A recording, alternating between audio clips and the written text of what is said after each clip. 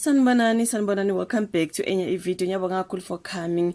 Please kindly subscribe, like video, share video as well.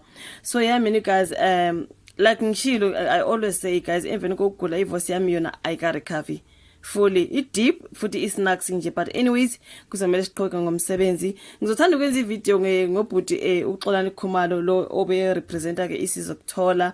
Siyazi ukuthi wagcina ke lapha enecala avulilwa lona ngenkathi ke esa presenter isizokuthola. Siyazi ukuthi after yena kwabuye kwangena uXolani Maphanga, yena ke uXolani Khumalo into kanjalo bafowethu. So kunodaba ke lubhale ngale ngezingisi, but anyway I'm gonna do lo daba ke in English kuleyani i-channel yami where I go in English, okay?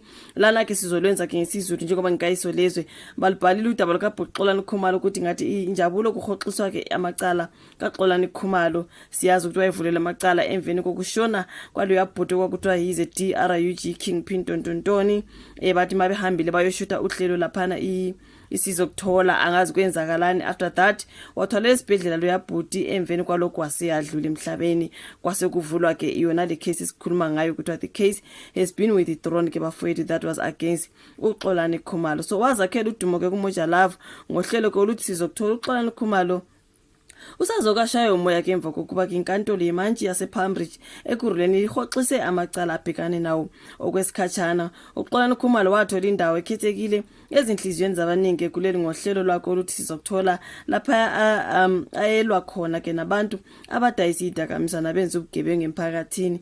So ize konke ke bekwenzeka kwakuncomeka kubantu abangazithandi izidakamizwa, wahlangabezana neshwa ke ukufa umsolwa ngemuva kokubonakala ohlelweni lwakhe. Robert Kingsbury kuthiwa ke washona ngemva ke kokuthelwa ngenduku, kuthiwa ke akakhiphe idakamizwa okwakusolwa ukuthi uzithubuse endlini yakhe. So isigameko esenzeka ngesikhathi kuqoshwa ke uhlelo ngoJuly saphetha ngokushona kwalomliso kwakuthiwa ke waphuthunyiswa esibhedlela eThele Mogorane eFosloras kwagcina ke kumanele.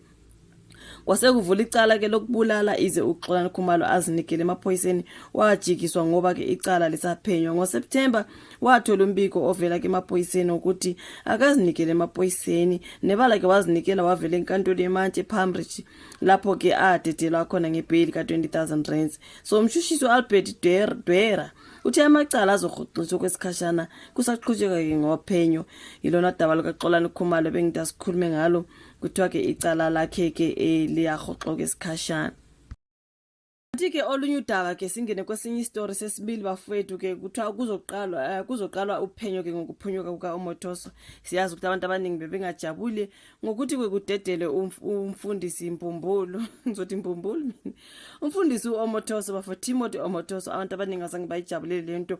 Ngiyayibonisa trend ke kuloko kukhulu ukuthi uphume kanjani lo baba ejele, uphume kanjani amacala amaningi kangaka kade solwa ngawo, waphunyuka kanjalo ke lo mfundisi waseNigeria bafowethu kwata abaningi. So ke kuthiwa kuzoqala uphenyo oluzohlanganisa izinhlangano ezehlukene ke ngokukhishwa phambili ecaleni lokudlwengula kwamfundisi uTimothy Omothoso. Ikhomishini egqugquzela ukuvikelwa kwamalungelo namasiko ezenkolo, ikhomishini yezokulingana ngokobulili kanjalo ke neSouth African Human Rights Commission bazoqala lolu phenyo maduzane ngemuva kokudedela ke kwalomfundisi obesetoke ke isikhathi eside kuqulwa ke leli cala. So lezi inhlangano zikhala ngendlela ke okusingatha ngayo amacala athinta ukuhlukunyezwa kwabesifazane kuleli. Ingakho sizoqala uphenyo lapho sizobizela esigcawini izinhlaka ezihlukene zizophendula ngokwenzekile. Sifuna kuphenywe ke lonke uhlelo olulandeliwe bese ke sikhipha iziphakamiso. Kusho ke lapha nosihlalo weCommission yokuvikelwa kwamalungelo uNkosikazi Thoko Mkhwanazi Xaluva efunda istatement esihlanganyelwe salezi izinhlangano uthe kona bakhathazekile ngokwanda kwamacala okuhlukunyezwa kwabesifazane kuleli. So ukhalena ngendlela okwabulawa ngayo omunye ofakazi ecaleni kaOmothoso. Sikhathazekile nangobungozi obubhekane nofakazi wombuso uNkosikazi Cheryl Zondi. So leli cala liphinde lamfaka incindezi njengoba ke engabutholanga ke ubulungiswa.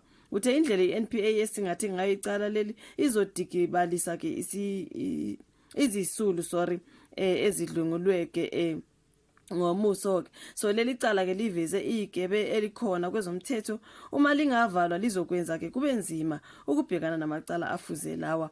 I-SAHRC ithe kumele kusheshiswe kulungiswe indaba yezikhungo zokuhola ke ulibofuzo kuleli. So baningi abangajabulanga ngodaba lokudedela ka Timothy Omotoso bafethu kuningi, you know what I mean. So yeah man, ungathi ke kuningi okuzokwenza, uzoba nenhlanhla ke umfundisi Omotoso kumele lapha ningasabuyela back to uzogcina naye sebalekile njengoBushiri.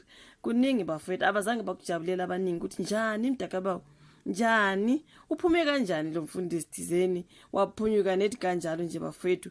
Hayi abaningi abajabulile for uqamba amanga. So kuningi okusazokwenzeka ngiyacabanga after this Timothy Omotoso drama. Angazi uzoshuva la ka comment section, uyilike le video, usubscribe, ungayinaki nje ivoice yami ngisagula bafethu. Sizobuye sihlangane kwenye video elandelayo.